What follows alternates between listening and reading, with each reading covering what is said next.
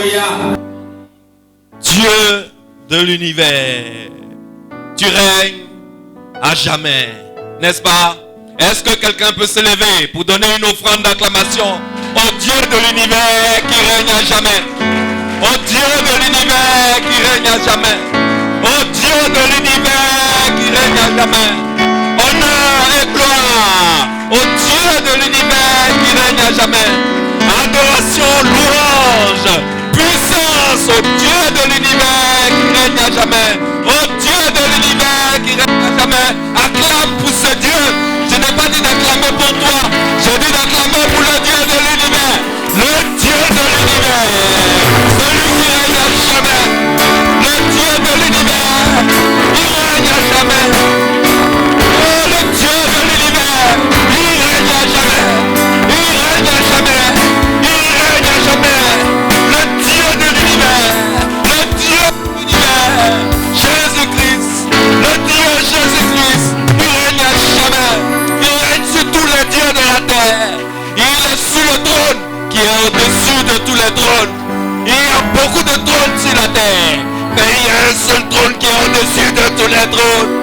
Il y a beaucoup de rois sur la terre, mais il y a un seul roi qui est élevé au-dessus de tous les rois. Il est le Dieu de l'univers. Honneur, gloire, puissance et toutes les louanges à lui. Au Dieu trois fois saint, à Jésus-Christ le Seigneur, celui que nous adorons sur cette autel. Acclame pour Jésus. Acclame pour Jésus. Acclame seulement. Acclame seulement. Acclame jusqu'à ce que tes mains. Acclame à faire exploser tes mains. Acclame à faire exploser tes mains. Oh Jésus. Oh Jésus. Oh Jésus. Oh Jésus. Dieu de l'univers. Souverain de toutes choses. Créateur des cieux. Créateur de la terre. Acclame Jésus. Acclame Jésus. Acclame Jésus. Oh Dieu de l'univers. Puissance, honneur, gloire. Oh yes. Oh yes. Oh Fils de Dieu. Nous avons le Dieu qui est au-dessus de tout Dieu. C'est notre Dieu qui est au-dessus de tous les dieux.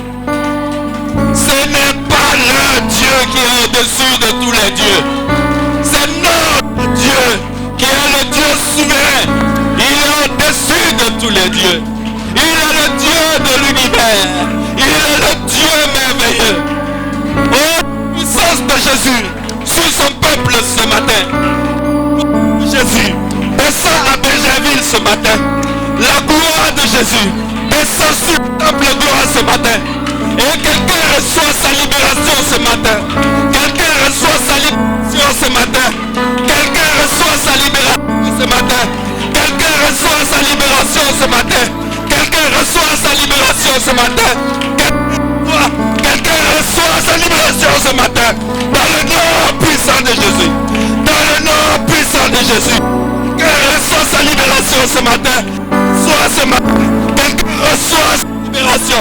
Jésus est puissant. Jésus est puissant. Jésus est puissant. Le Dieu trois fois saint. Le Dieu trois fois saint. Le Dieu trois fois saint. Le Seigneur de l'univers. Reçois ta libération ce matin. Reçois ta libération ce matin. Jésus te fait du bien ce matin. Reçois de Jésus ce matin. Jésus te fait du bien ce matin. Dans le nom de Jésus. Dans le nom de Jésus. Dans le nom de Jésus. Oh, reçois la paix du Seigneur. Reçois la paix du Seigneur. Reçois la paix du Seigneur. Reçois la paix du Seigneur. Notre Dieu, il est bon. Notre Dieu est grand. Notre Dieu ne craint rien. À notre Dieu, rien n'est impossible. Dis après moi. À Dieu, rien n'est impossible. À mon Dieu, rien n'est impossible. À mon Dieu, rien n'est impossible. Oh yes, c'est ce Dieu que tu es venu adorer ce matin. Assieds-toi dans la présence de ce Dieu. Amen. Ô peuple de Dieu, c'est un plaisir renouvelé de vous retrouver. Et ce matin, l'onction de Jésus-Christ, l'onction fraîche, l'onction de la croix remplit cet endroit. Alors, dans cette présence, reçois ta libération. Dans cette présence, reçois ce que tu cherches. Je libère sur toi l'esprit de sagesse. Dis-moi amen fort. Je libère sur toi l'esprit de l'enfantement. Dis-moi amen fort. Je libère sur toi l'esprit de la promotion. Dis-moi amen fort. Je libère sur toi l'esprit de construire sa propre maison. Dis-moi amen fort. On est fatigué de payer le loyer. Que le Dieu de la croix, le Dieu dont le sang a coulé à la croix, nous amène à la dimension de posséder notre propre maison. Au nom puissant de Jésus. Celui qui dit amen reçoit ça maintenant. Reçoit maintenant.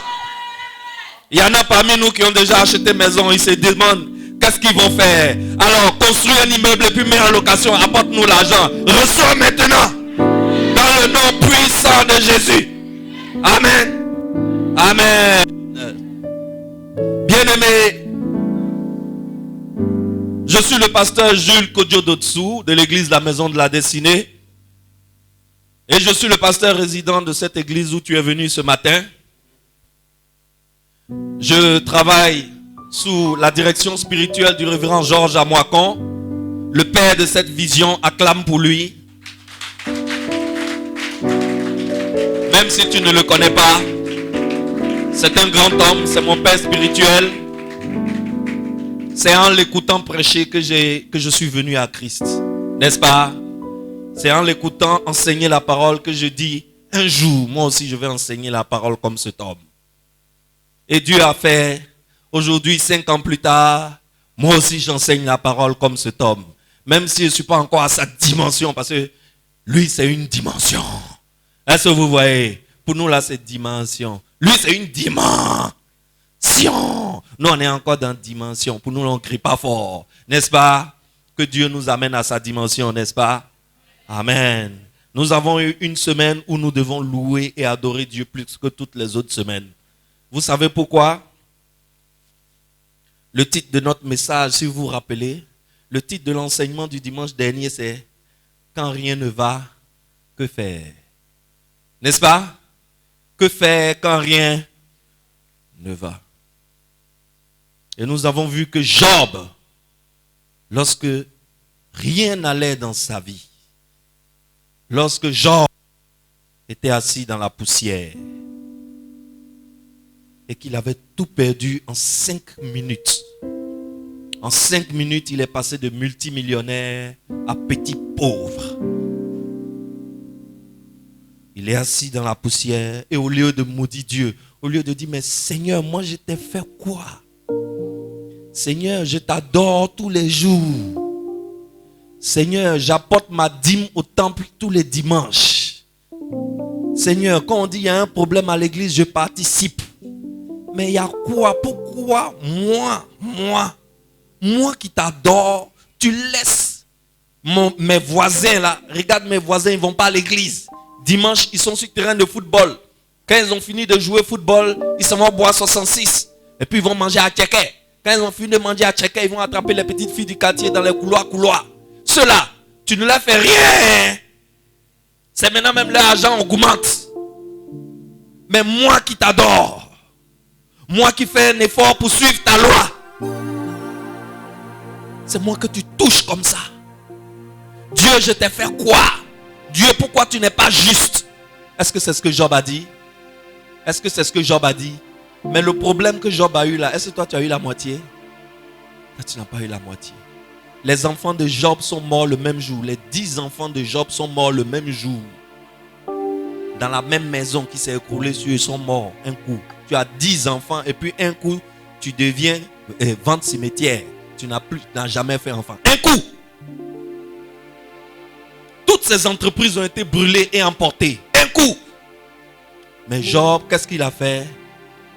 Il dit que le nom de l'Éternel soit béni.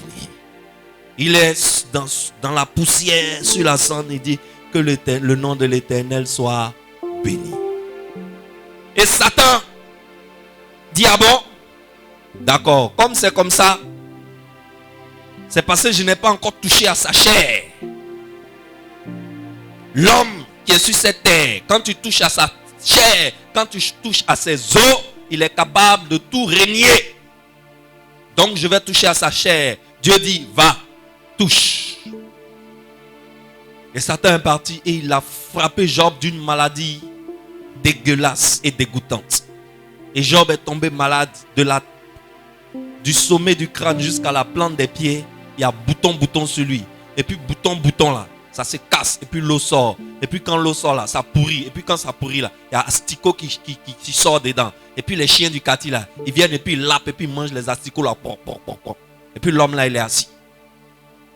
Vous voyez comment c'est dégoûtant, non? Vous voyez comment c'est dégoûtant? Toi tu dis tu es malade. Tu crois que tu es malade? Celui qui dit il est malade là, il n'a qu'à lever sa main et voir. Tu es malade vraiment? Tu crois que tu es malade? Tu n'es pas malade. L'homme on dit il est malade là, c'est qui? C'est Job. Pour toi là, c'est rien. C'est Job qui est malade. Ses compagnons sont devenus les chiens à la poubelle. Excellence. Mais Job ouvre la bouche, il dit, je sais que mon Rédempteur vit. Et c'est cet enseignement que nous allons continuer aujourd'hui. Mais cette semaine, nous devons adorer Dieu plus que toutes les autres semaines parce que nous sommes affectés.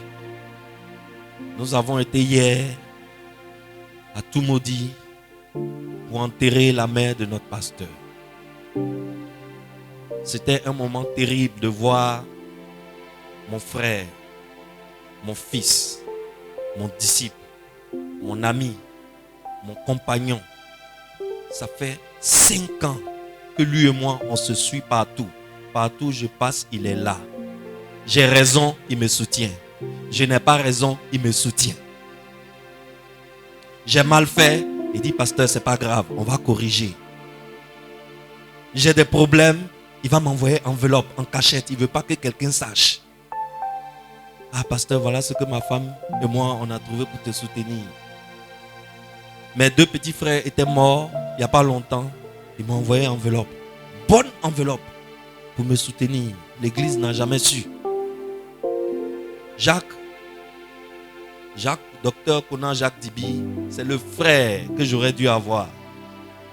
Du ventre de la même mère, mais que je n'ai pas eu. Dieu a dit, lorsque tu le reçois, tes frères et tes mères vont te régner. Quand j'ai reçu Jésus-Christ, toute ma famille m'a régné. Aujourd'hui, je suis l'aîné de 6 enfants. Mais dans les 6, il y a un seul qui m'adresse la parole.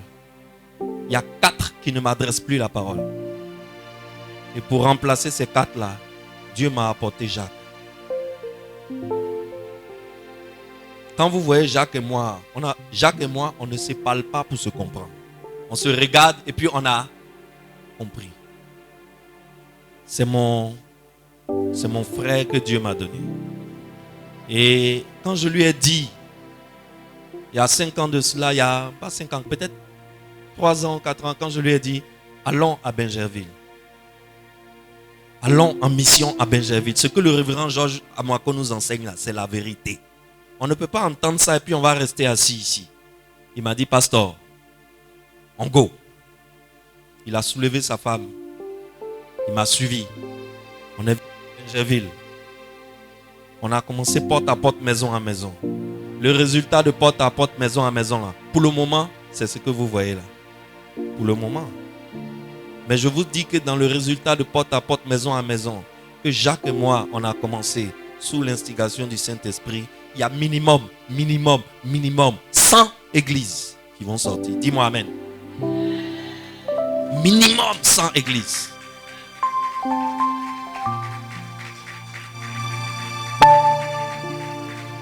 Qui vont sortir de cette fraternité que Dieu a consolidée.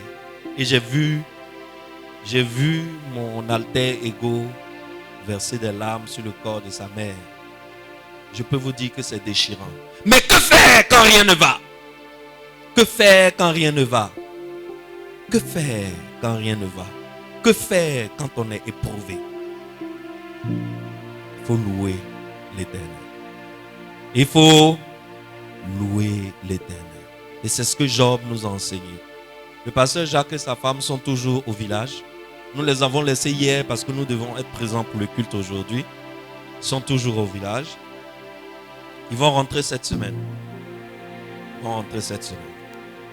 Mais vous connaissez affaire d'enterrement. Chez nous ici en Afrique. Quand tu perds un parent, tu es endetté. Vrai ou faux? Endetté. Parce que tous ceux qui viennent là, tu dois les nourrir. Tu dois les loger. Tu te débrouilles, mais ils doivent avoir l'eau. Ils doivent avoir à manger. Ils doivent avoir à boire. Et ce n'est pas tout le monde qui boit Coca-Cola seulement. Il y en a qui boivent grand frère de Coca-Cola, qui boivent le sang du Seigneur. Il y en a qui boivent,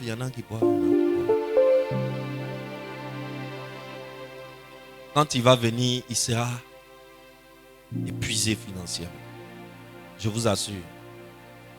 J'ai demandé qu'on prenne un peu d'argent dans la caisse de l'église pour l'assister. Mais je vous assure que dans la caisse de l'église, il n'y a pas grand-chose. Il n'y a pas grand-chose. Juste avant cet événement, on avait reçu ici, on a reçu un grand événement ici. Vous avez vu les Américains là, non? Qui étaient venus, on les a reçus ici le vendredi surpassé. On a été obligé de toucher un peu de l'argent dans la caisse. Ce qui fait qu'il ne restait pas grand-chose. Ce qu'on va faire,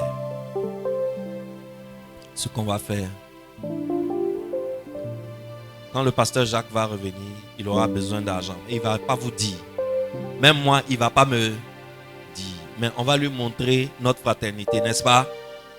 Donc, on va lever une petite cotisation. Hein? Quand il va venir, on va lui donner de façon symbolique. Pour lui dire que, on a enterré ta maman avec toi. C'est pas comme ça on fait en Afrique. C'est comme ça on fait, non? Voilà. Pasteur, on a enterré avec toi. Voilà. On a enterré ta maman avec toi. Alors, je ne sais pas, j'ai demandé au bishop Adia de réfléchir à une méthode. Quand il va venir faire les annonces, il va nous dire la méthode qu'il a retenue.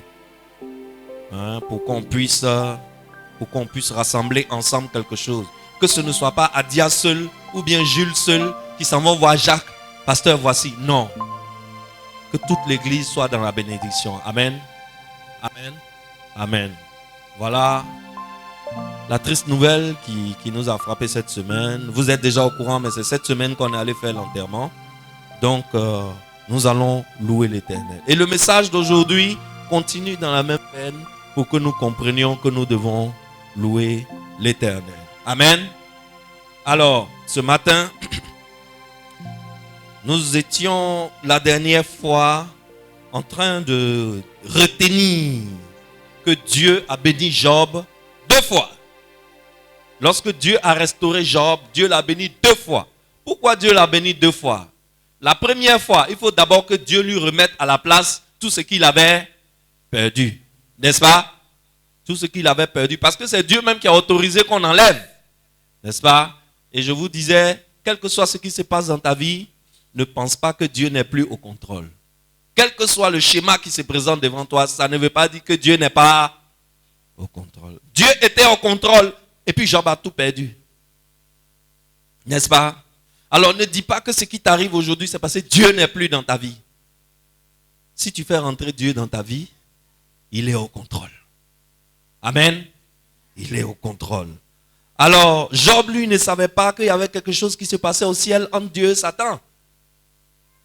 Si Job savait que quelque chose se passait au ciel entre Dieu et Satan, c'est que Satan même là, c'est sur le cadavre de Job, il allait passer. N'est-ce pas? Mais Job n'était même pas au courant. Job tenait par la foi. Et Dieu devait donner encore une autre portion de bénédiction à Job pour lui dire merci d'avoir glorifié mon nom. Je t'ai fait confiance. J'ai dit à Satan, en t'attaquant, il perd son temps. Si Job avait échoué, est-ce que Dieu n'allait pas avoir honte? Dieu allait avoir honte, n'est-ce pas? Si Job avait échoué, Dieu allait avoir gravement honte. Mais Job il ne savait pas que Dieu avait parié sur lui. Mais il a tenu. Et Dieu, non seulement Dieu lui a restitué ce qu'il avait perdu, mais Dieu lui a ajouté une deuxième portion pour lui dire merci d'avoir tenu. Est-ce que tu comprends d'où viennent tes bénédictions? Est-ce que tu comprends d'où peuvent venir tes bénédictions? N'est-ce pas? Paul n'était pas encore arrivé pour écrire dans la Bible qu'il faut être reconnaissant en Dieu en toutes choses et pour toutes choses. Paul n'était pas encore arrivé au temps de Job. Toi, tu le sais maintenant, puisque Paul l'a écrit dans la Bible. Il faut être reconnaissant à Dieu en toutes choses et pour toutes choses. Job n'avait pas cette révélation. Il n'avait pas l'entièreté de cette révélation que toi tu as aujourd'hui. Mais dans la petite révélation qu'il avait là, il savait qu'en toutes choses et pour toutes choses, il faut louer Dieu. Quel que soit ce qui se passe dans ta vie, il faut louer Dieu. Il ne loue pas Dieu parce qu'il a des plaies partout sur lui, mais il loue Dieu parce que malgré ce qui arrive, malgré ce qui se passe, il est convaincu que Dieu est toujours au contrôle. Dieu est toujours au contrôle. Dieu est mon sauveur. Job dit, Dieu est mon sauveur, il est mon rédempteur, il est mon Seigneur, quel que soit ce qui se passe. Les choses peuvent se passer, mais Dieu est quand même ton rédempteur, ton sauveur et ton Seigneur. Le diable, il peut tout te voler, mais ne laisse pas le diable voler ton adoration, comme Job l'a fait. Le diable a fait chicoter Paul et Silas. Si vous vous rappelez, Acte 16, il a fait chicoter Paul et Silas. Ils ont été emprisonnés. On a chicoté leur dos jusqu'à ça saignait. Il y avait du sang qui coulait. Mais Paul dit à Silas, pendant que leur dos est rempli de plaies et de sang, ça coule. Paul dit à Silas, ils peuvent tout faire, mais ils ne peuvent pas voler notre adoration. Et malgré qu'ils ont les mains enchaînées, ils ont les pieds enchaînés, ils ont des plaies partout sur le corps, Paul dit, louons Dieu. Il dit à Silas, louons Dieu. Excellent, souvent il faut confondre le diable, n'est-ce pas? Il faut confondre le diable. C'est-à-dire, il faut agir de telle sorte que le diable soit confondu. Le diable, il se dit quoi? Il se dit que celui-là, si j'enlève ça et ça dans sa vie, il va quitter derrière Dieu. Et Dieu voit et Dieu laisse faire. Dieu laisse faire.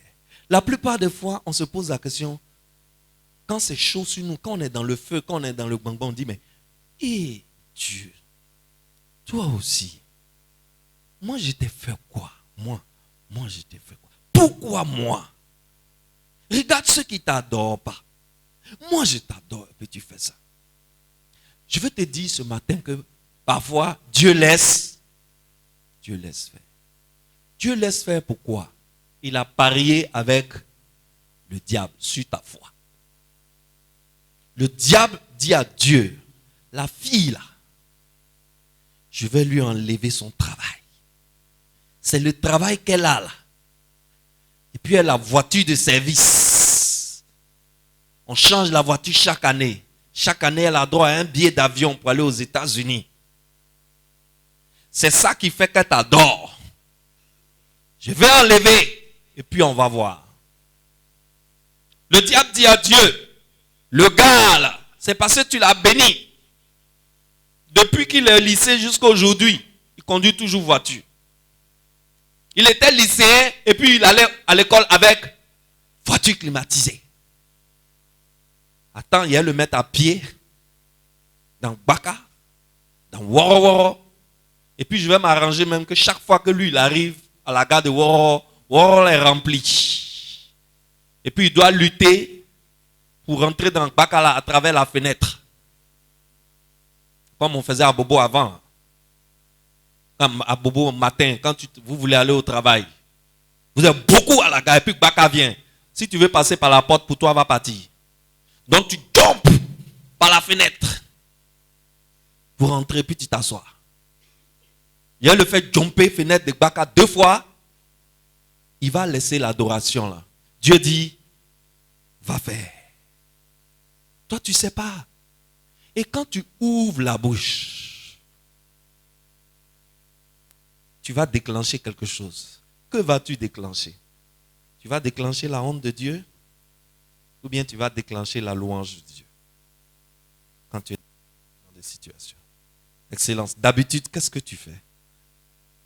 Jusqu'à ce que tu reçoives cet enseignement aujourd'hui. D'habitude, qu'est-ce que tu fais? D'habitude, lorsque nous ouvrons la bouche, nous mettons la honte sur notre Dieu, Seigneur et Sauveur. Nous oublions que même dans cette situation, il est au contrôle.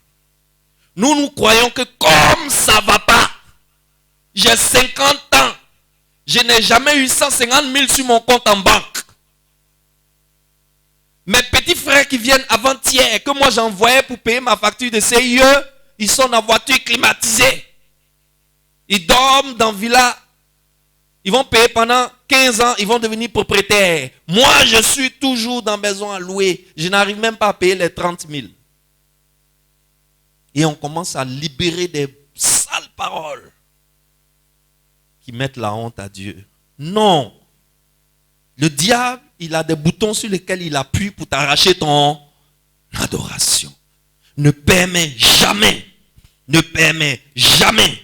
au diable d'arracher ton adoration. Tu sais ce qui se passe? Chaque fois que Dieu autorise le diable dans ta vie, c'est pour ton bien. Dis-moi Amen. Chaque fois que Dieu laisse le diable venir dans ta vie pour mélanger ta vie, en réalité, c'est pour ton bien. Tu sais, je te disais, il faut confondre le diable. Tu sais pourquoi il faut confondre le diable? Dis-moi, si Dieu dit à Job, après que tout ça là, ça a passé, et puis Job est resté intègre, et Dieu a béni Job. Job a eu combien de fois ce qu'il avait perdu? 2 fois ce qu'il avait perdu. Si le diable envoie, si Dieu appelle le diable, Satan, viens. Voici mon moron là, Job, il est là, hein. Va faire un peu. Le diable va dire quoi? Le diable va dire quoi? Il va dire, lui là, il faut le laisser, c'est pas l'homme, c'est génie. Il dit, lui là, c'est pas l'homme. Il faut le laisser. De toutes les façons, je vais partir le fatiguer. À la fin du film, il va encore avoir 2 fois ce qu'il avait au moment où je venais le fatiguer. Donc laissez-le comme ça. Je vais aller le fatiguer. À la fin de la journée, il aura un nouveau témoignage dans la bouche. Laissez-le comme ça. C'est ça on dit, tu as confondu le diable. Si tu confonds le diable, il fuira loin de toi. La Bible dit, quand Jésus a résisté au diable pendant 3 fois dans le désert, la Bible dit, et le diable le laissa. Et le diable le laissa. Le diable. Et il faut que tu mettes le diable dans une situation. Quand il te regarde là, il dit, lui là, c'est pas la peine. Laissez-le comme ça. Il appelle les chefs de ces démons là. Ils font réunion et puis ils font la liste de ceux qu'on ne touche pas. Parce que lui là, quand tu vas le toucher là, ce qui est sûr, tu vas l'ébranler. Mais à la fin, là, il aura 2 fois ce qu'il a déjà. Il faut que ton nom soit sur cette liste. Dis-moi Amen. Dis-moi Amen fort. Dis-moi Amen fort. Il faut que tu confondes le diable. Excellence. Si la sagesse de Dieu permet ce que sa puissance pouvait empêcher, tout ce qu'il faut faire, c'est de louer Dieu. En Job chapitre 42 verset 10, Dieu dit, l'Éternel rétablit Job dans son premier état. Et quand Job eut prié pour ses amis, l'Éternel lui accorda le double de ce qu'il avait possédé.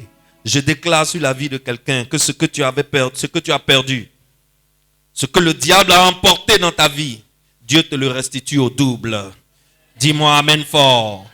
En cette nouvelle année dans laquelle nous sommes en train de nous préparer pour entrer, l'Éternel t'accordera le double de ce que tu as perdu. Dis-moi Amen fort. Vous savez, nous servons un Dieu qui doit être le premier en tout. Il nous bénit et il nous bénira. Je vais vous dire quelque chose. Chaque personne qui sert sincèrement Dieu, Dieu laisse toujours une trace de bénédiction dans sa vie. Chaque personne qui sert sincèrement Dieu, Dieu laisse toujours une trace de bénédiction dans sa vie. Il n'y a pas une personne qui du fond de son cœur a mis Dieu à la première place de toutes ses priorités, de toutes ses préoccupations, de tous ses desseins, de tous ses projets, de toutes ses décisions qu'il prend. Et puis au final, il n'y a aucune bénédiction dans sa vie. Il n'y a pas. Ça n'existe pas. Excellence, dis-moi amen fort. Chaque personne, si tu sers Dieu sincèrement, Dieu va libérer une trace de bénédiction exceptionnelle dans ton histoire. Mais sache que la bénédiction, c'est une conséquence de ta fidélité. Et cette bénédiction n'est pas la cause de ta fidélité. Tu n'adores pas Dieu parce que Dieu a fait une ouverture et tu as encaissé quelques milliards. Non. Ce n'est pas comme ça que ça marche. Mais tu adores Dieu. Tu t'attaches à Dieu envers et contre tout. Tu es reconnaissant en Dieu en toutes choses et pour toutes choses. Les bonnes ou les mauvaises. Les mauvaises ou les pires. Même quand c'est les pires, tu es reconnaissant à Dieu. Quand tu fais ça, la conséquence, ça ne peut être que la faveur divine. Quel que soit ce que tu cherches. Ce que tu cherches là, c'est l'homme qui va te dire que c'est impossible. Mais au ciel, ce n'est pas impossible.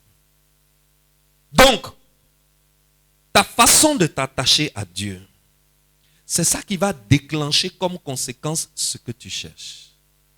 Ce n'est pas ce que tu cherches là qui est la cause de ton attachement à Dieu. Est-ce que quelqu'un me comprend? On ne vient pas à l'église parce qu'on cherche à devenir riche. Tu sais, si on veut devenir riche, ce n'est pas à l'église on vient. Celui qui veut devenir riche ne vient pas à l'église. Celui qui veut devenir riche doit faire quoi? Doit chercher à faire des affaires. Parce que c'est les affaires qui rendent riche. Même diplôme ne rend pas riche. Celui qui veut devenir riche, voici Régis. Régis est en train de préparer un doctorat. Régis, tu as combien sur ton compte actuellement? Ça arrive 200 000? Ça arrive 200 000? Non. Régis, là, c'est docteur, tu vois là. Le diplôme ne donne pas l'argent à quelqu'un. Tu veux devenir riche, faire des affaires. Donc, on ne vient pas à l'église pour devenir riche. On ne vient pas à l'église parce qu'on cherche mariage. Comme il y a longtemps, mon âge commence à passer là. Et j'ai parti à l'église, Dieu va faire pour moi. Avoir mariage. Je suis un peu vieillot. Hein? Donc c'est Dieu seul qui peut faire pour moi. Aller à l'église, Dieu va faire. On ne vient pas à l'église à cause de ça. Non. On ne vient pas à l'église parce que je veux voyager. Je vais déposer mon dossier à l'ambassade des États-Unis pour avoir visa. Donc, je commence à aller bizarrement, les 2 ou les 3 mois avant visa là, chaque dimanche, tu es au culte. Chaque vendredi, tu es dans l'atmosphère de prière.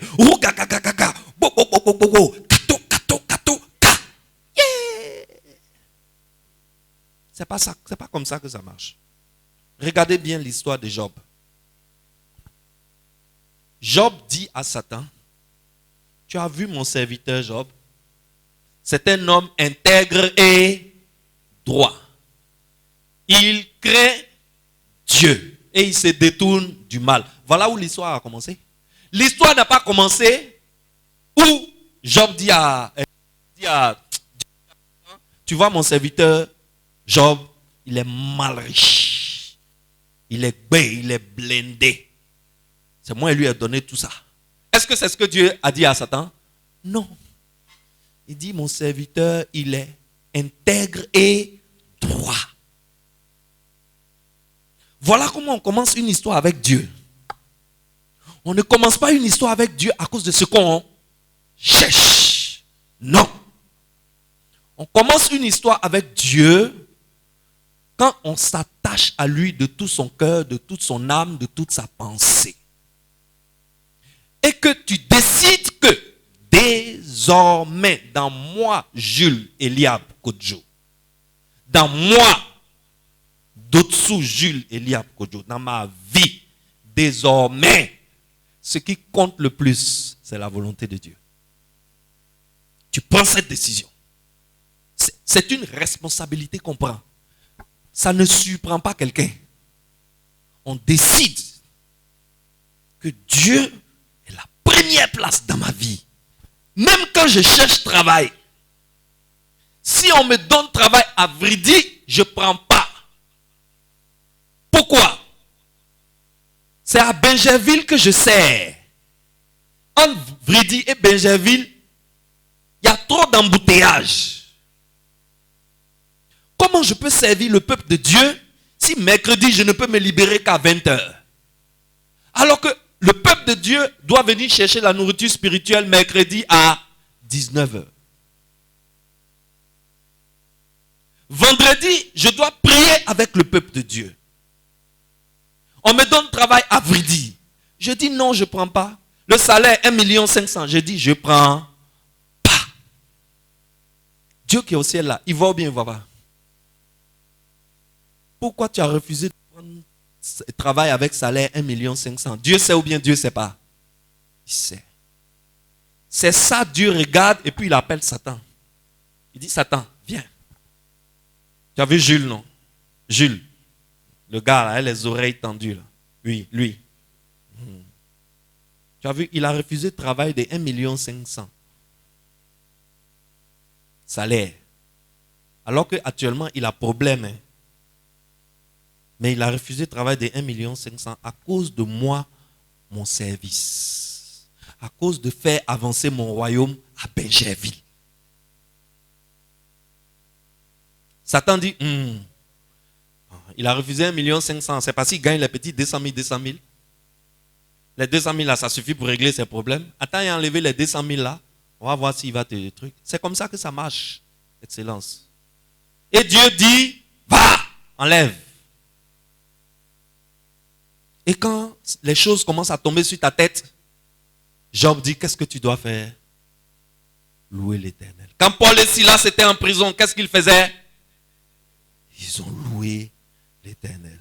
Cherchez premièrement le royaume et sa justice. Et toutes ces choses vous seront ajoutées. On cherche le royaume et la justice de Dieu. Comment? On cherche le royaume et la justice de Dieu. Comment? Premièrement. C'est-à-dire, on cherche le royaume et la justice de Dieu avant de prendre les autres décisions. On ne prend pas les autres décisions et puis on demande à Dieu de s'adapter. Oh, quelqu'un me suit? Tu es chef de famille. Donc tu es pasteur dans l'église. Tu veux déménager, tu veux partir. Tu as pensé à ton église? Tu as pensé à tes fidèles? Puisque tu es chef de famille, tu es pasteur. Est-ce que quelqu'un me suit? Tu es pasteur. Tu es chef de famille, tu es pasteur. Tu es le pasteur de la famille. L'esprit qui est dans le nom de la famille, là, c'est sur toi que ça repose et c'est à partir de toi que c'est diffusé vers l'église entière. Si tu es chef de famille puissance, lorsque la puissance de Dieu quitte au ciel pour descendre, ça descend sur toi.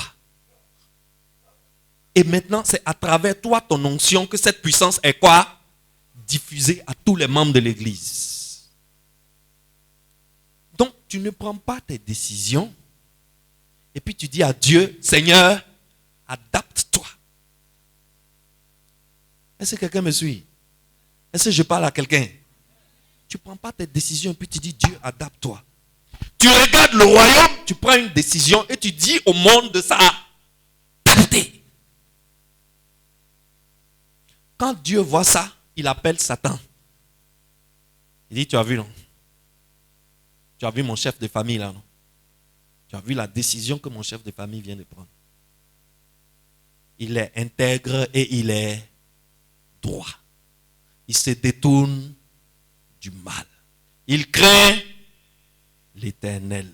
Mon royaume est sa priorité. Si le royaume de Dieu est la priorité dans ta vie, toi aussi tes problèmes seront la priorité dans sa vie. Dis-moi amen. Excellence, est-ce que je parle à quelqu'un? Nous allons finir sur quelque chose d'intéressant, de puissant, qui se trouve dans Juge chapitre 1, verset 1 à 2. Juge 1, verset 1 à 2. Il est dit, après la mort de Josué, les Israélites consultèrent l'Éternel en disant, qui de nous montera le premier contre les Cananéens pour les attaquer? L'Éternel répondit, c'est Juda qui montera. Dis après moi, c'est Juda qui montera. Très bien. C'est Juda qui montera. Voici, j'ai livré le pays entre ses mains. De quoi s'agit-il? Nous sommes en train de parler que faire quand rien ne va, n'est-ce pas? Que faire quand rien ne va? Dans quel coup le pasteur nous emmène dans une affaire de Juda qui doit monter? Suis-moi très bien, c'est très intéressant. Moïse est mort. Et Dieu a désigné qui pour conduire le peuple de Dieu? Josué. Josué aussi est mort maintenant. Alors que nous avons conquis la terre promise, on est rentré dans la terre promise et on a commencé à conquérir les territoires près des peuples qui sont sur la terre promise. Donc on est en pleine campagne de guerre. Il y a encore beaucoup d'ennemis qu'on doit détruire. Et le général qui conduit les événements, le général tombe et il meurt. Le peuple de Dieu va consulter l'Éternel. Et nous dit, qui sera notre leader quand nous allons monter? Qui sera devant nous lorsque nous allons monter pour aller conquérir les terres? Et l'Éternel répondit, Juda montera parce que j'ai livré le pays en ses mains. Dieu nous dit prophétiquement ce matin qu'en cas de combat, qui est-ce qu'il faut faire monter? Et qui est-ce qu'il faut faire monter? En cas de combat, il faut faire monter Juda. Mais pourquoi faire monter Juda? Pourquoi faire monter Juda? Pourquoi? Que signifie Juda alors? La Bible s'explique d'elle-même, n'est-ce pas? La Bible s'explique d'elle-même. C'est un pasteur de Facebook qui va te mélanger. Sinon la Bible, là, elle s'explique d'elle-même. Pourquoi quand tout devient difficile?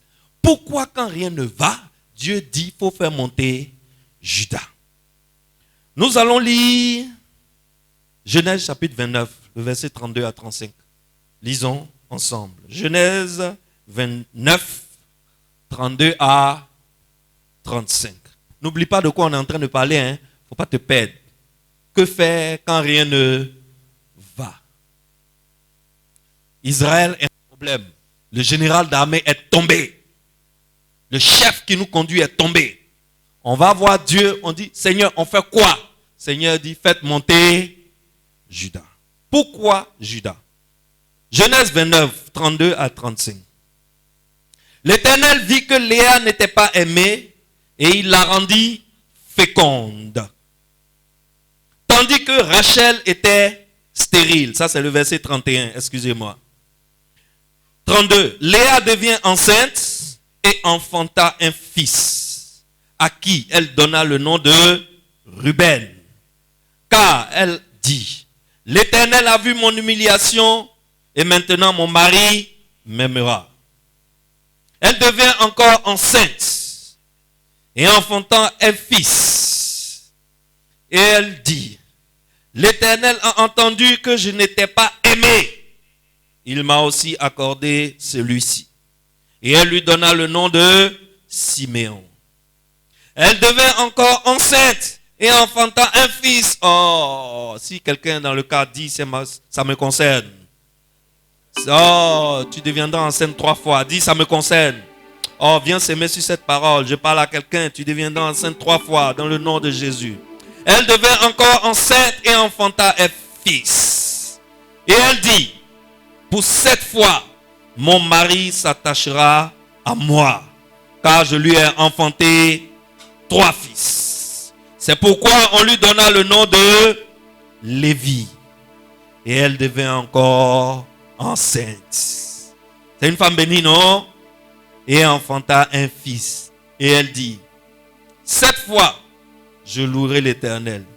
C'est pourquoi elle lui donna le nom de Judas. Et elle cessa d'enfanter. Voilà une histoire magnifique. Vous connaissez un peu l'histoire autour du mariage de Jacob, non? Jacob est parti chez son oncle Laban pour travailler. Il a travaillé 7 ans pour son oncle. Un matin, il a dit à son oncle, bon, ce qui est sûr, j'ai travaillé 7 ans pour toi. Moi, je veux ta fille Rachel. Je vais l'épouser et je vais partir. Or, Rachel était la petite sœur. Il y avait la grande sœur qui s'appelait Léa. Laban dit, il n'y a pas de problème. Donc, la dot là, je veux que tu travailles pour moi 7 ans. Jacob dit, il n'y a pas de problème. Il a travaillé 7 ans. Le jour du mariage, le soir, il rentre dans la chambre nuptiale. Matin, il sort, son cœur chaud. Pourquoi? Il a constaté que ce n'est pas Rachel on a mis dans la chambre. C'est qui on a mis dans la chambre? C'est Léa on a mis dans la chambre. Il est en fureur. Il va vers son oncle, mais tonton, à quoi tu joues? Son oncle dit, hé petit, faut blé, doucement. Parle doucement. Chez nous ici, là, il y a tradition. Petite sœur ne se marie pas avant grande sœur. Si je t'ai donné la grande sœur, là, c'est parce que tu vas prendre les 2. Mais pour prendre la deuxième, là, celle que ton cœur veut, il faut travailler encore 7 ans. Jacob dit, je vais faire comment? Ces petits mousseaux-là, je veux. On me donne la vieille méro. Ce qui est sur la vieille méro est déjà là. Il y a que pour prendre la petite sœur. Jacob a encore tiré 7 ans. Et il a eu Rachel. Il s'en va avec ses 2 femmes. Arrivé chez lui, vous voyez comment Dieu, quand vous lisez bien là, on dit l'Éternel vit, le verset 31, l'Éternel vit que Léa n'était pas aimée, il l'a rendue féconde. Et Rachel, tandis que Rachel était stérile. Qui a rendu Rachel stérile? Qui a rendu Rachel stérile? Dieu. Les gars, ne pense jamais que Dieu n'est pas au contrôle d'une situation. Quel que soit ce qui t'arrive, je ne sais pas ce qui t'arrive. Je sais que ce n'est pas facile. Je sais. Moi-même, j'ai bang aussi. Ce n'est pas facile. Mais peut-être là où moi, ma foi est plus forte que pour toi, c'est parce que moi, je suis sûr que Dieu est quand même au contrôle. Et je veux te communiquer ma foi ce matin. Je veux que tu comprennes ce matin que Dieu est quand même Dieu est toujours au contrôle. Dieu a rendu Rachel stérile. C'est pas elle que son cœur veut. Bien. Elle ne va pas mettre enfant au monde, on va voir. Pendant que la grande sœur, que son cœur ne voulait pas, elle fait quoi? Elle fait enfant seulement. Elle fait un enfant. Et elle appelle l'enfant Ruben. Ce qui veut dire, Dieu a vu mon humiliation. Ruben veut dire, Dieu a vu mon humiliation. N'est-ce pas? Elle se dit, si au moins je fais enfant, le gars, il va finir par m'aimer. Elle fait l'enfant, rien ne change. Donc, elle prend 2e grossesse. Elle fait un 2e enfant. Et elle appelle Siméon. Siméon veut dire quoi? L'Éternel a vu que je n'étais pas aimé. Dieu même au ciel a vu qu'on ne m'aime pas. Donc, il m'a donné un enfant pour effacer ma honte. Malgré ça, mon gars, ça ne lui a rien dit. Jacob n'a pas changé d'attitude envers Léa. Elle fait encore un 3e enfant. Qu'est-ce qu'elle cherche? Elle cherche l'amour de son mari. Elle cherche l'approbation de son mari. Elle fait encore un 3e enfant. En se disant que cette fois-ci, ça sera bon. Elle dit, cette fois-ci, mon mari s'attachera à moi. C'est pourquoi on lui donna le nom de Lévi. Lévi veut dire, mon mari va s'attacher à moi. Cette fois-ci, mon mari va s'attacher à moi. 3e mot, l'attitude du vieux père Jacob n'a pas changé.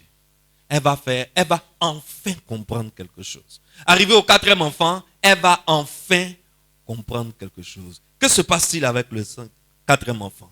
Au 35, elle devint encore enceinte et enfanta un fils. Et elle dit, qu'est-ce qu'elle dit cette fois? Est-ce que cette fois-ci, elle cherche encore l'approbation des hommes? Est-ce qu'elle cherche encore l'approbation de Jacob? Est-ce que cette fois-ci, elle cherche encore l'amour de Jacob? Cette fois, qu'est-ce qu'elle fait? Elle dit, cette fois, je louerai l'Éternel. Elle dit, cette fois, je ferai quoi? Je louerai. Cette fois, je louerai l'Éternel. Elle a enfin compris que ça sert à rien de chercher l'approbation des hommes en vain. Ce qui compte, c'est quoi? Louer Dieu.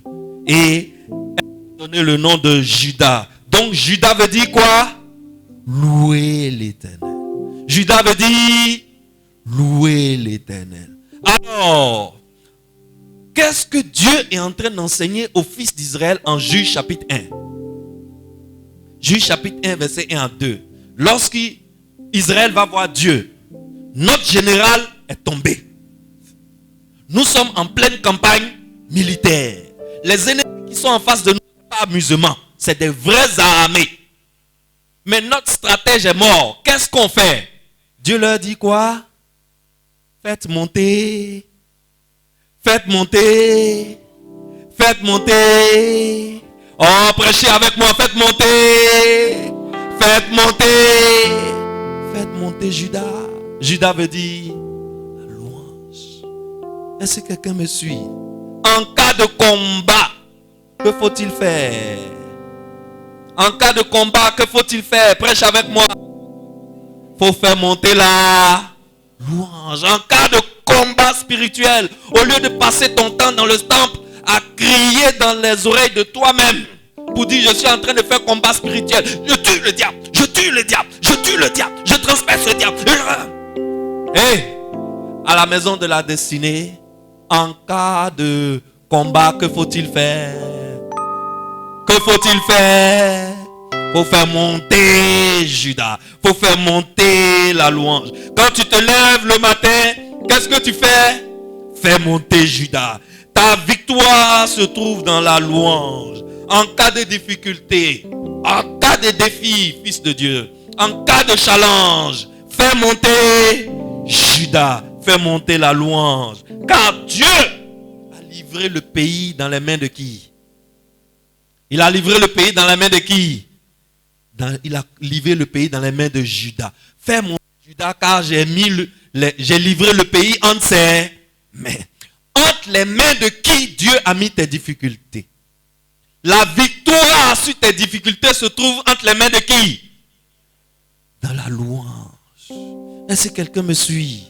Est-ce que Dieu parle à quelqu'un ce matin? La victoire sur tes difficultés se trouve où? Dans la louange. La victoire sur tes difficultés se trouve où? Dans l'adoration. Quand il y a des difficultés, quand il y a des challenges, quand il y a des choses insupportables et intenables, qu'est-ce que tu dois faire?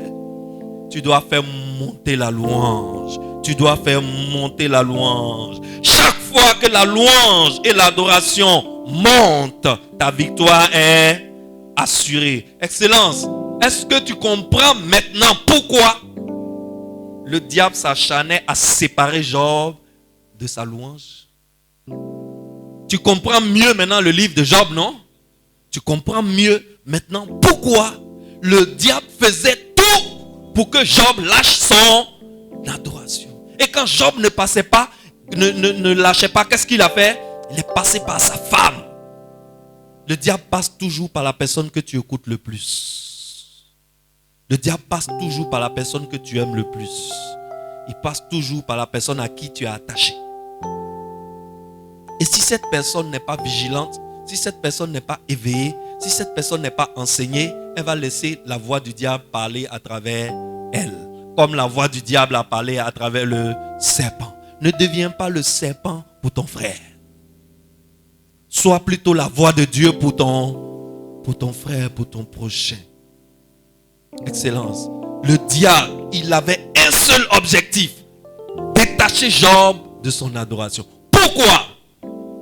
Parce que la victoire sur les difficultés de Job se trouvait où? Dans la louange, dans l'adoration. Et Job aussi dit, je ne lâche pas l'affaire. Et ce qui s'est passé, c'est que quand Israël a positionné Judas faut lire le reste du livre de Juges. Quand Israël a positionné Juda, Israël a eu la victoire. Dieu me charge ce matin de te dire, fais monter la louange. N'est-ce pas? Fais monter la louange. Quand tu te lèves, ne fais aucune plainte avec Dieu. Ne fais aucune doléance. Ne te lève pas le matin et puis dis, Seigneur, aide-moi à payer mon loyer. Ne te lève pas le matin et puis dis, Seigneur, je n'ai pas de mari, trouve-moi un mari. Ne te lève pas le matin et puis dis, Seigneur, j'ai des difficultés avec les embouteillages, donne-moi une voiture. Ne te lève pas le matin et puis tu dis, Seigneur, où je suis là, je suis fatigué, je suis vieux, donne-moi une infirmière qui va me soigner pour le reste de ma vie. Non. Il y a d'autres infirmières qui cherchent, c'est pas femme. N'est-ce pas? Et quand tu te lèves le matin, qu'est-ce que tu dois faire? Qu'est-ce que tu dois faire? Tu dois faire monter la louange. Mais quand tu fais seulement monter la louange, quand tu fais monter l'exaltation, quand tu montres à Dieu ta contemplation, quand tu fais monter la célébration, excellence, tu as la victoire sur tes difficultés. Le matin, tu dis béni soit son Saint-Nom. Je glorifie le Dieu très haut, car ta louange, ta victoire se trouve dans les chants de victoire. Ta louange se trouve dans les chants d'adoration. En 2 Chroniques chapitre 20, c'est là que je finis. En 2 Chroniques chapitre 20, il y a un roi qui était dans une situation compliquée. Il s'appelle le roi Josaphat. Lisons ensemble. 2 Chroniques chapitre 20, versets 21 à 30. Je finis là-dessus. Je vais te montrer quelque chose d'incroyable que peut-être tu n'as jamais vu dans la Bible. Hein? Dis-moi, il faut préparer mon offrande. Quand j'ai fini de te montrer, il faut me faire offrande, n'est-ce pas? 2 Chroniques chapitre 20, versets 21 à 30. Il est dit, puis, d'accord avec le peuple, c'est le roi Josaphat, il nomma des chantres qui, revêtus d'ornements sacrés et marchant devant l'armée, célébraient l'Éternel et disaient, louez l'Éternel, car sa miséricorde dure à toujours. Au moment où l'on commençait les chants et les louanges, l'Éternel plaça une embuscade contre les fils d'Ammon et de Moab et ceux de la montagne de Séir qui étaient venus contre Juda. Et il fut battu. Les fils d'Ammon et de Moab se jetaient sur les habitants de la montagne de Séir pour les dévouer par interdit et les exterminer. Et quand ils eurent fini avec les habitants de Séir, ils cédèrent les uns les autres à se détruire. Lorsque Juda fut arrivé sur la hauteur d'où l'on aperçoit le désert, il regardait du côté de la multitude et voici, c'étaient des cadavres étendus à terre et personne n'avait échappé. Josaphat et son peuple allaient prendre les dépouilles. Ils trouvèrent parmi les cadavres d'abondantes richesses et des objets précieux et ils en enlevèrent tant qu'ils ne purent tout emporter. Il mit 3 jours au pillage du butin, car le butin était considérable. Le 4e jour, ils s'assemblaient dans la vallée de Beraka, où ils bénirent l'Éternel. C'est pourquoi ils appelaient ce lieu vallée de Beraka, nom qui lui est resté jusqu'à ce jour. Tous les hommes de Juda et de Jérusalem, ayant à leur tête Josaphat, partirent joyeux pour retourner à Jérusalem, car l'Éternel les avait remplis de joie en les délivrant de leurs ennemis. Ils rentrèrent à Jérusalem dans la maison de l'Éternel, au son des luttes, des harpes et des trompettes. La terreur de l'Éternel s'empara de tous les royaumes des autres pays, lorsqu'ils apprirent que l'Éternel avait combattu contre les ennemis d'Israël. Et le royaume de Josaphat fut tranquille, et son Dieu lui donna du repos de chaque côté. Vous voyez cette histoire, c'est incroyable. Josaphat est le roi. On est dans la terre promise, n'est-ce pas? Dans la terre promise, il y a des peuples à côté que les Israélites avaient décidé de laisser en paix. Dieu leur a dit, quand ils rentrent dans la terre promise, de chasser tous les peuples qui sont là. Mais ils sont arrivés dans la terre promise, ils ont vu certains peuples, ils disent, oh, eux, ils ne sont pas dangereux. On va les laisser, ils n'ont qu'à vivre à côté de nous. Au bout d'un moment, qu'est-ce qui se passe? Tous ces peuples qu'ils ont laissés en paix contre eux, là, qu'ils ont laissés en paix, là, les peuples là sont allés se faire quoi? Se mettre ensemble pour venir les attaquer. plusieurs royaumes contre un seul royaume. Est-ce que Israël pouvait s'en sortir? Le roi Josaphat, que va-t-il faire? Le roi Josaphat, il consulte l'Éternel. Et la voix de l'Éternel descend sur un prophète qu'on appelle Jazakiel. Et Jazakiel parle au roi. Quand Jazakiel finit de parler au roi, le roi dit, voilà ce qu'on va faire. Devant, là, au lieu de mettre les militaires avec les armes, là, mettons qui? Mettons les cadis là. Mettons les nadèges là. Devant, on met qui? Les chantres de l'Éternel. Quand on va à la guerre, on met musicien devant. D'habitude, quand on va à la guerre, on met qui devant? Les deux gars comme mon gars qui est en rouge là. Solide garçon. Quand tu vois ses muscles, tu sais qu'il est prêt. Un gars comme ça, tu lui donnes Kalachnikov, il est devant, vous pouvez avancer. N'est-ce pas? Mais Dieu dit, il ne faut pas mettre mon gars qui est en rouge là devant. Mettez Kadi, Nadège, Priska, Diane devant. Mettez les chants devant. Il y a 5 nations contre Josaphat seul. Que va-t-il se passer?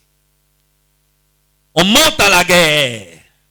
Les chantres prennent les trompettes, les trucs, et puis ils commencent à louer l'Éternel. Qu'est-ce qu'ils sont en train de faire monter? Ils sont en train de faire monter la louange. Ils sont en train de faire monter Judas. Ils sont en train de faire monter Judas. Ils sont en train de faire monter Judas. Ils font monter la louange. Pendant que les chantres sont en train de monter la louange, les ennemis qui sont de l'autre côté de la montagne, avant même que l'armée n'arrive au-dessus, les ennemis qui sont de l'autre côté de la montagne, Dieu a mis une embuscade entre eux. Au lieu qu'ils se mettent ensemble pour tuer les fils de Judas, ils se sont mis ensemble pour s'entre-tuer. La Bible dit même pas un seul n'a échappé. Le peuple de Dieu arrive sur la montagne avec les chantres devant, avec les militaires derrière. En ce moment, les militaires sont en train de s'échauffer. Aïe, ça va chauffer tout à l'heure. On va tuer les gens là. On va tuer les gens là. Ils arrivent sur la montagne, ils regardent en bas. Il n'y a plus un seul être vivant. On dit que c'est des cadavres à perte de vue. Dieu a déjà fait la bataille à leur place. Pourquoi? Parce qu'ils ont fait monter. Ils ont fait monter. Ils ont fait monter la louange et l'adoration. Ils ont fait monter la louange et l'adoration, fils de Dieu. Quand il y a des difficultés, que dois-tu faire? Que dois-tu faire? Pendant les difficultés, que dois-tu faire? Prêche avec moi. Fais monter la louange. Quel que soit ce qui se passe dans ta vie, fais monter la louange. Paul et Silas étaient en prison. Quand ils ont fait monter la louange, il y a eu un tremblement de terre.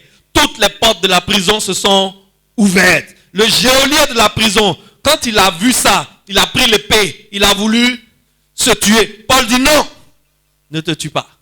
Nous tous, on est là. Aucun prisonnier ne s'est enfui. Sur place, le geôlier de sa prison, lui et toute sa famille, ils ont donné leur vie à Jésus. La nuit là, Paul les a baptisés. Pourquoi? Parce que Paul et Silas, ils étaient en prison, ils avaient le dos en sang, ils étaient dans les difficultés, ils étaient prisonniers du gouverneur, mais ils ne se sont pas laissés abattre, ils ne se sont pas séparés de la louange, ils n'ont pas abandonné leur adoration. Quand ils ont fait monter la louange et l'adoration, leur victoire est descendue. Excellence. La louange est une âme très très puissante. C'est ce que j'ai essayé de te montrer avec l'histoire de Job. La louange est une âme puissante.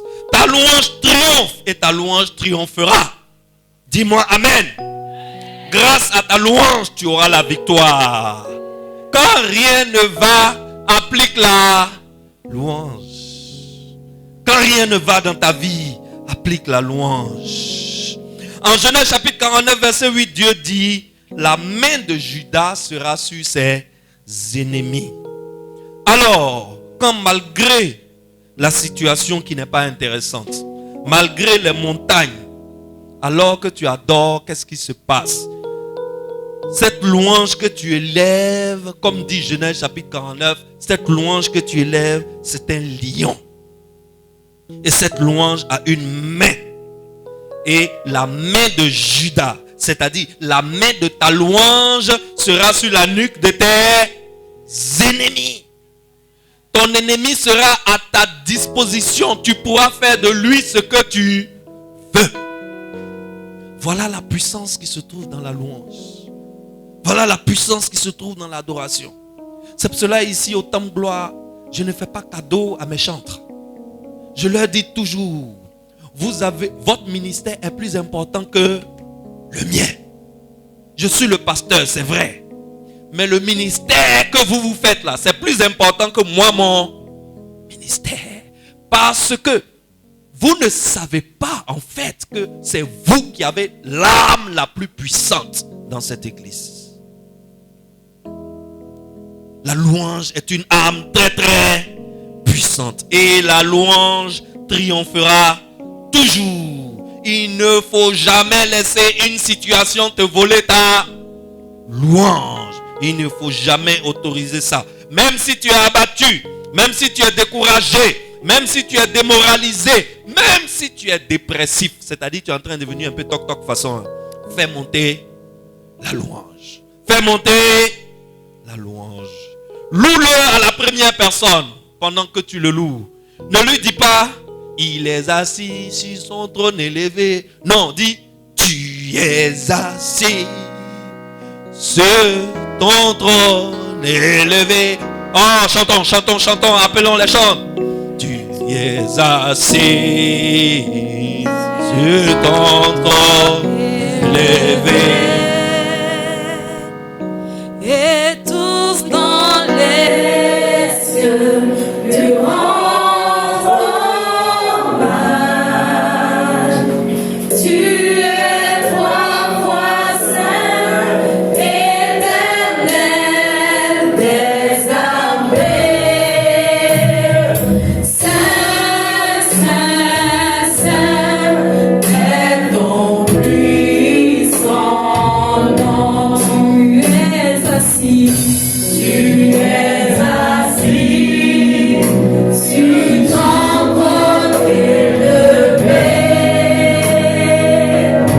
et tous dans les cieux te rendent hommage.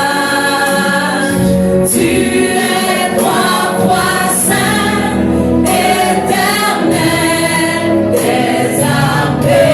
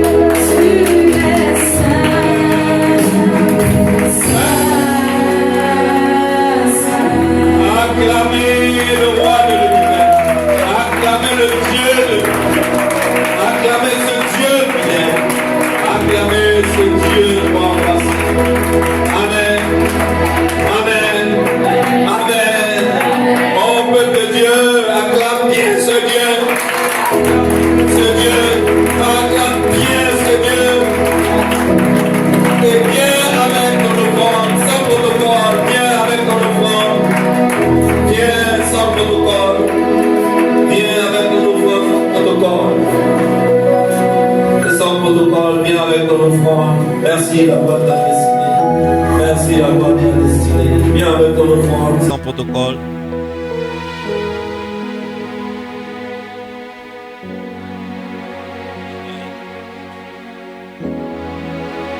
Amen. Amen, peuple de Dieu. Nous avons fini avec l'enseignement de ce matin. Nous allons inviter ici le Bishop Adia de la communication pour la suite des événements. Bon dimanche à tous. Alléluia. Nous sommes infiniment bénis par la grâce du Seigneur après l'écoute de l'enseignement qui est glorieux. Amen. Qui était béni comme moi? Donc nous passons aux annonces. Et au titre des annonces, la première est relative à l'organisation de la Grande Grâce. Chaque année, la Maison de la Destinée a 2 grands événements. Le premier se déroule dans le mois de septembre, qui a pour titre le Sommet de la Destinée, qui a déjà eu lieu. Et cette année, c'était en collaboration avec Intercesseurs pour la Côte d'Ivoire. Et dans le mois de décembre, précisément à partir du 14 décembre, aura lieu la Grande Grâce. Donc c'est du 14 au 19 décembre. Pour tous ceux qui prennent note, retenez cette date-là, 14 au 19 décembre. Donc pendant la Grande Grâce, toutes les églises filles sont associées à ce programme à travers la gestion des commissions. Donc l'église, le Temple Gloire peut avoir pour gestion par exemple la communication. Donc la sœur Diane, le frère JP, etc., le frère Franck peuvent être associés au domaine de la communication ou bien la logistique, il y a le protocole, il y a les entretiens de toilettes. Donc chacun de nous est prié de se préparer pour pouvoir participer de façon effective au programme dénommé La Grande Grâce. Amen. Donc c'est un programme phare de la Maison de la Destinée. Donc vous aurez l'occasion de côtoyer le père de la maison dont notre père parle tous, le pasteur Georges Amouakou. Amen. Ok, la deuxième information, elle est relative à l'organisation de nos temps de culte ici. Donc vous devez savoir que chaque mercredi, nous nous retrouvons pour Family Time, un moment où notre père, le père de la maison, nous enseigne sur le mariage, sur comment entrer dans le mariage, etc. C'est un moment vraiment béni auquel nous invitons les uns et les autres, mariés ou pas mariés, à participer. Et ensuite, le vendredi, c'est l'atmosphère de prière. Pour tous ceux qui veulent challenger dans leur vie de prière, je pense que nous avons eu la démonstration ce matin ici, à travers la présence du Bishop Ogwe. Vous avez vu que j'ai dû l'interrompre. Amen. Amen. Donc, venez participer. Venez participer. Ça a été vraiment enrichissant pour chacun de nous. Et on a nos temps d'adoration les dimanches. Et à ce titre-là, je veux rappeler que le bishop nous dit toujours que lorsque nous rentrons à la Maison de la Destinée, on rentre en tant que membre, mais nous sortons en tant que missionnaires. On a vu un aperçu de ce que tenir le micro peut faire aux uns aux autres. Donc, vraiment, je vous encourage, lorsque nous avons nos temps de service, que chacun se jette à l'eau et il saura nager. Amen. Ok. La troisième information, elle est relative au baptême. Chacun dit avec moi baptême. Donc, tous ceux qui veulent s'engager véritablement avec Christ, et cela a été longuement dit dans le temps d'intercession, pour tous ceux qui veulent prendre un engagement solennel avec Christ, il y a un temps de baptême auquel nous vous invitons. Vous êtes priés de donner vos noms au service du pasteur, ou bien, pasteur, secrétaire, non. Ok, donc vous êtes priés de déposer vos noms chez moi. C'est Adia, vous déposez vos noms chez moi. Je vais les transmettre au pasteur Jacques et ainsi de suite. Le protocole va se suivre. Donc, tous ceux qui veulent se faire baptiser, vous déposez vos noms et ensuite, nous aurons la charge de vous faire votre 101, etc., etc. Amen. Donc, c'est à partir du 27 novembre. Donc, 27 novembre, chacun de nous doit retenir qu'il y a baptême. Amen. Ok. Maintenant, la dernière information, elle est relative à l'assistance que chacun de nous doit apporter à notre pasteur, le pasteur Jacques, et le bishop. Le pasteur nous a demandé de faire des propositions. Et la proposition que j'ai retenue, c'est que nous sommes 7 familles et chaque famille doit apporter un minimum, j'ai dit bien un minimum, ce n'est pas obligatoire, mais un minimum de 10 000 francs. Donc, nous sommes peut-être 10, 15 par famille. Donc si chacun de nous s'arrange à apporter 5 000, 2 000, 4 000, 10 000, 20 000, on prend. Mais le minimum, c'est si tu n'as rien déposé, au moins 10 000 francs. Et pour la famille puissance que le pasteur Jacques dirige, c'est la sœur Diane qui sera chargée de prendre le relais pour collecter ces fonds-là. Amen. Donc il y a des familles qui sont plus puissantes que d'autres, il y en a qui sont plus riches que d'autres, il y en a qui sont plus sages que d'autres. Nous vous invitons chacun de nous à vraiment prendre de son effort pour pouvoir soutenir notre pasteur. Je vous assure que lorsque vous traversez ce genre d'épreuve-là et que vous arrivez, quand vous tenez une enveloppe de 200 000, 300 000, 400 000, c'est vrai que la mort fait mal, mais souvent tu te dis, mais c'est bon quand même. Hein. Amen. Donc, si se prennent fin nos annonces et que le Seigneur nous bénisse, et bonne fin de semaine à chacun de nous, mais bon début de semaine à chacun de nous. Amen. Okay. La prière finale. Je vais appeler le bishop Ogwe pour venir faire la prière finale. Comme c'est lui qui nous a introduits dans un temps puissant d'intercession. Mon frère, viens nous bénir pour la fin.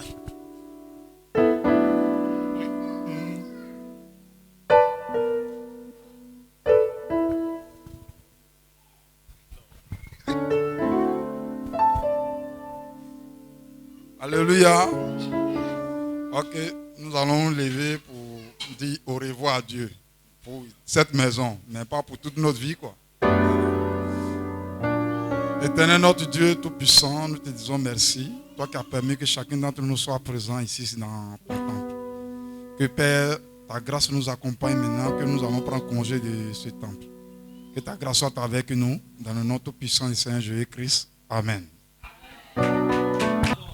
On a une grande conférence avec tous les oints de Dieu de cette nation.